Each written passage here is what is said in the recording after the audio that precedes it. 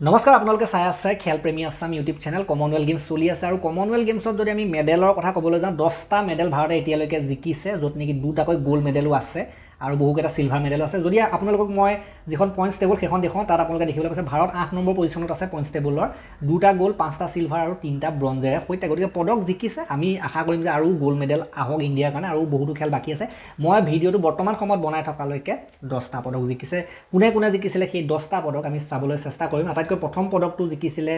ঝণ্ডু কুমাৰে তেখেতে সাধাৰণতে পাৰা ৱেইট লিফটিং যিটো পাৱাৰ লিফটিং বুলি কয় তাত পদক আনিছিলে ব্ৰঞ্জ পদক আনিছিলে প্ৰথমটো পদক ভাৰতৰ কাৰণে সেইটোৱে আছিলে গতিকে তাৰ পাছত আৰু বহুত কেইটা পদক জিকিছিলে ঝণ্ডু কুমাৰে সাধাৰণতে হেভি ৱেইট পাৱাৰ ৱেইট লিফটিঙত জিকিছিলে সেইটো পদক তাৰ পাছত আমি দেখিবলৈ পাইছিলোঁ ৱেইট লিফটিঙত কিন্তু বহুত কেইটা পদক আনিছে মীৰাবাই চানুৱে 48 কেজি শাখাত মহিলাৰ জিকিছিলে গোল্ড মেডেল প্ৰথমটো গোল্ড মেডেল মীৰাবাই চানুৱে জিকিছিলে 48 কেজি ৱেইট লিফটিঙত মহিলাৰ শাখাত তাৰ পাছত আমি দেখিবলৈ পাইছিলোঁ আৰু এটা গোল্ড মেডেল সেইটো পাৰা শ্বট পুট যিটো সাধাৰণতে বিশেষভাৱে সক্ষম লোকসকলৰ ভাৱে যিটো থাকে শ্বট পুটৰ খেল তাত সাধাৰণতে শৰ্মিলা তেখেতে গোল্ড মেডেল এটা জিকিছিলে গতিকে এইটো ছেকেণ্ড গোল্ড মেডেল আছিলে ভাৰতৰ কাৰণে সিলভাৰ মেডেলৰ কথা ক'বলৈ গ'লে ঋষিকান্ত সিঙে জিকিছিলে 60 কেজি ৱেইট লিফটিঙত জিকিছিলে সিলভাৰ পদক তেখেতে গোল্ড পাইছিলে অলপত সাধাৰণতে মিছ কৰি পেলাই সিলভাৰ সন্তুষ্ট হ'বলগীয়া হ'ল তাৰপাছত আৰু সিলভাৰ আমি দেখিবলৈ পাইছিলোঁ বহুতকেইটা ৱেইট লিফটিঙৰ ক্ষেত্ৰত ৱেইট লিফটিঙত যথেষ্ট পদক আহিছে আৰু এটা সিলভাৰ পাইছিলে 79 কেজি ৱেইট লিফটিঙত পুৰুষৰ অজয় বাবু ভেল্লাৰী তেখেতে পাইছিলে এটা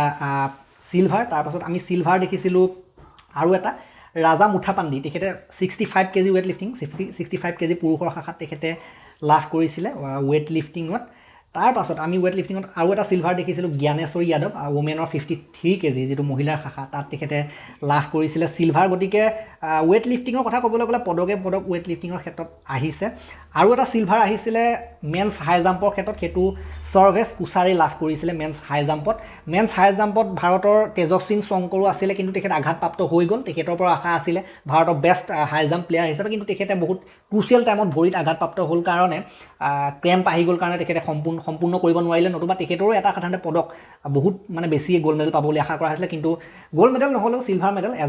অন্য এজনে লাভ কৰিলে সৰ্ভেশ কুছাৰে তেখেতে মেন্স হাই জাম্পত ভাৰতৰ কাৰণে সিলভাৰ মেডেল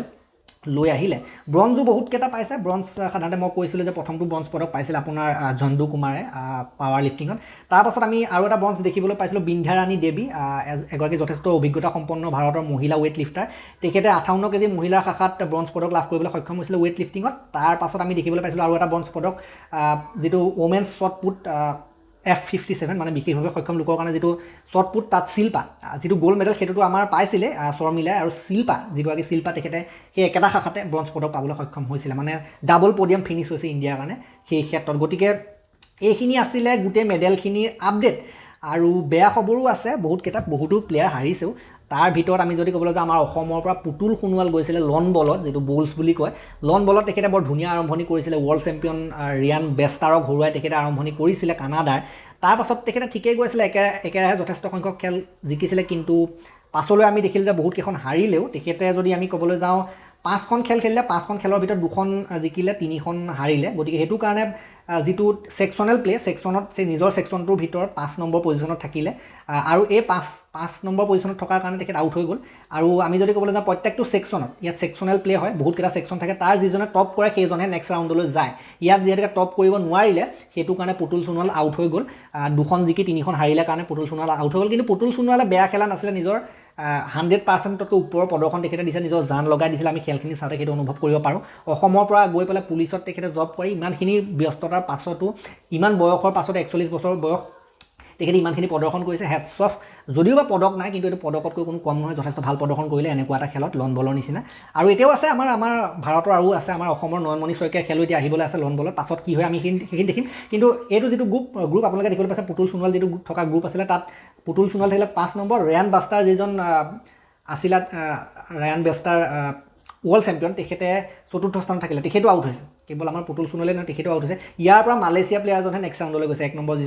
যিজন আছে গতিকে ইমানখিনি 6জনৰ ভিতৰত কেৱল এজনহে আগলৈ যায় বেষ্টজন ন এটা গ্ৰুপৰ পৰা এটা ছেকশ্যনৰ পৰা গতিকে তেনেকুৱা আমি দেখিবলৈ পালোঁ আৰু বহুতে সুধি আছে যে এতিয়া লাভলীনা বৰগোহাঁই নেক্সট খেল কেতিয়া আছে নেক্সটটো ডাইৰেক্ট তেওঁ ছেমিফাইনেল আছে তেওঁতো পদক এটা নিশ্চিত হৈ আছে ছেমিফাইনেল পোৱাৰ কাৰণে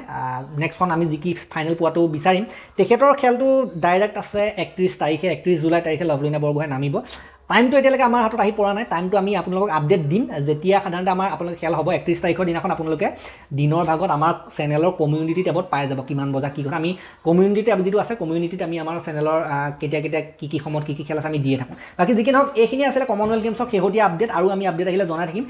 Sony Sports নেটৱৰ্কৰ মাধ্যমেৰে আপোনালোকে খেলসমূহ চাব পাৰিব Sony Live মাধ্যমেৰে খেলসমূহ চাব পাৰিছে হয়তো গতিকে এই ভিডিঅ'টো মই ইমানটা সমাপ্ত কৰিলোঁ ভাল লাগিলে যদি লাইক কৰি দিব শ্বেয়াৰ কৰি দিব চেনেলটোলৈ নতুনকৈ আহিছে যদি ছাবস্ক্ৰাইব কৰি ঘণ্টাটো বাই থৈ যাবলৈ নাপাহৰিব তেতিয়ালৈকে আৰু এটা নতুন ভিডিঅ' লৈ প্ৰতিশ্ৰুতিৰে মই বিদায় মাগিছোঁ ধন্যবাদ